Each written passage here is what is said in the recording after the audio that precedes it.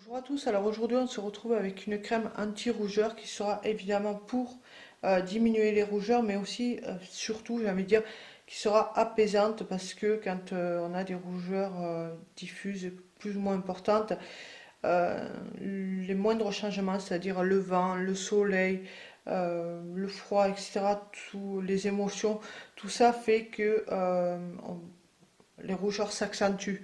Donc avec cette crème, ça va permettre d'apaiser le teint, ça va permettre que la peau soit tout simplement moins réactive. Donc on va passer tout de suite à la recette. Donc j'ai déjà dosé mes deux phases, aqueuse et huileuse. Donc dans la phase aqueuse, il y a tout simplement l'hydrolat tout seul, qui est celui, là c'est mieux, qui est celui d'Hélicris de Corse, donc d'Immortel. Donc c'est un tonique et réparateur qui est pour les peaux irritées et réactives. Donc il est très bon contre les coupes roses, pour apaiser. C'est un tonique veineux, donc tout le monde le connaît plus ou moins. C'est vraiment le top dans ce domaine-là pour tout ce qui est problème de rougeur et de circulation. Donc j'en ai mis 12,2 grammes. Dans ma phase huileuse, j'ai mis donc comme huile la calophylle. Donc j'en ai mis 3 grammes. Alors la calophylle, c'est tout simplement une huile qui est super pour la circulation et la microcirculation. Elle est très bonne contre les rougeurs, etc. également. Par contre, l'odeur est pas géniale. Enfin, c'est pas horrible, mais c'est, disons, assez particulier. Maintenant, c'est pas une odeur qui reste, donc voilà. Mais c'est vraiment une des meilleures huiles, à mon avis, contre les rougeurs. Donc j'ai dit, je crois, j'ai mis 3 grammes. Et comme émulsifiant, je mets l'olive douceur, 2,4 grammes. Donc l'olive douceur, c'est vraiment le top du top. C'est celui que je préfère d'ailleurs, il m'en reste presque plus. La prochaine fois, j'en recommanderai, mais en plus grande quantité. Alors il est de lui-même déjà adoucissant et protecteur, ce qui est un plus.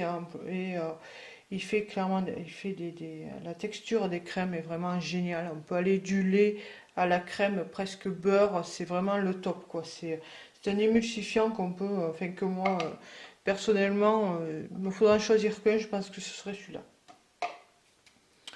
Donc j'ai mis ça là et maintenant je vais mettre tout ça au bain-marie et je reviens après. Mon émulsifiant est bien fondu dans mon huile, donc je vais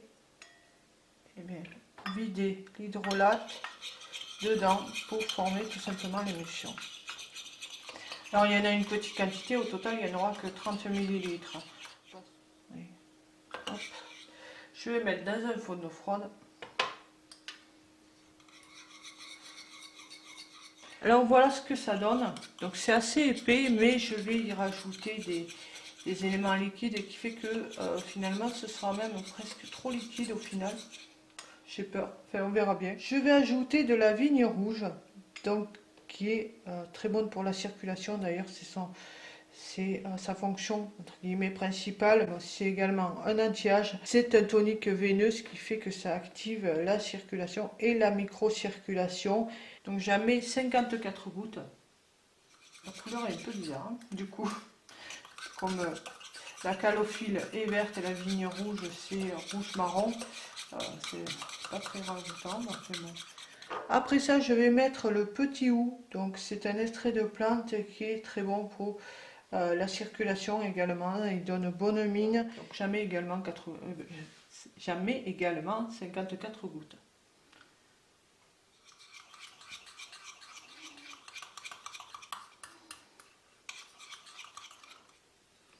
Alors c'est assez liquide.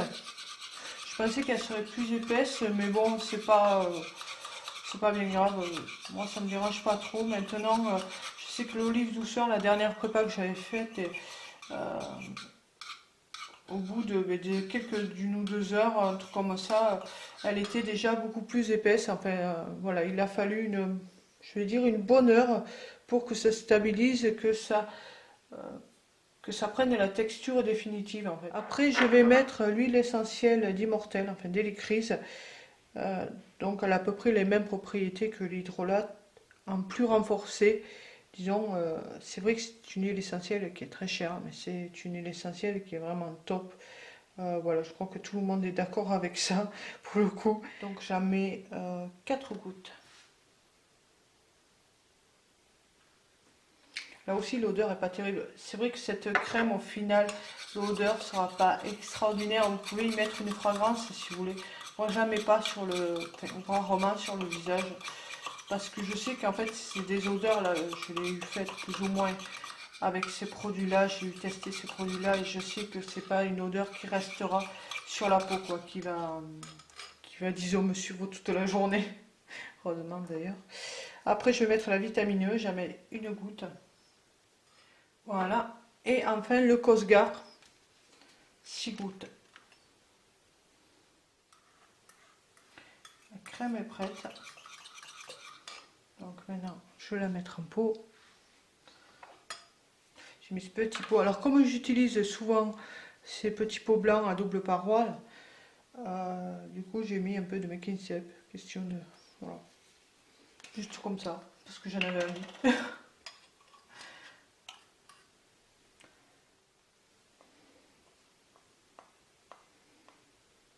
Je vais essayer sur ma main.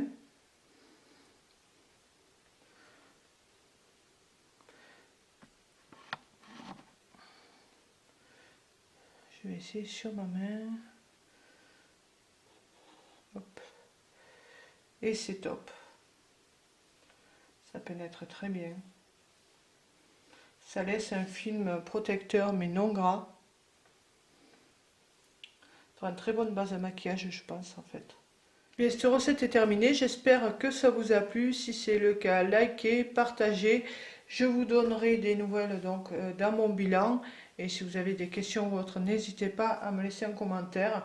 Et donc en attendant la prochaine vidéo, je vous dis à très bientôt et prenez soin de vous. Bye bye.